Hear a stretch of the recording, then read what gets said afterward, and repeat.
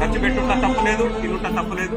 కానీ వాళ్ళ పేరు మీద ఒక్క చెట్టును పెట్టండి. ఇవాళ మీరు పెట్టిన ఒక్క చెట్టు నేను సైతం, మేము సైతం, మనం సైతం అని భారతదేశ జనాభా కాదు, ప్రపంచ జనాభా ఎంతో తెలియదు.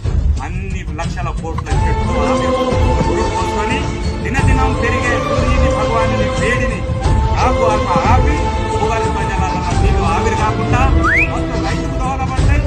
రైతు దానికి భూగర్భ జలాలలో నీళ్లు ఉంటాయి. రైతు పండిస్తే మన దగ్గర ఎన్ని డబ్బులు లక్షలు ఉన్నా కూడా తినగలుగుతాం.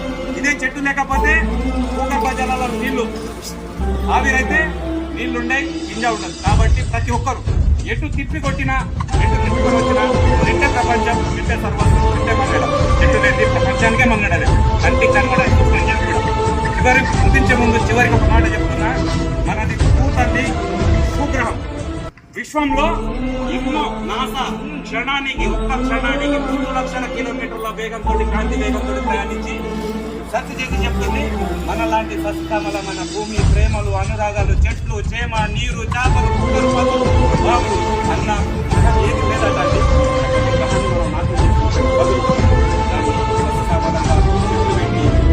వేద పదార్థాలు వాడకుండా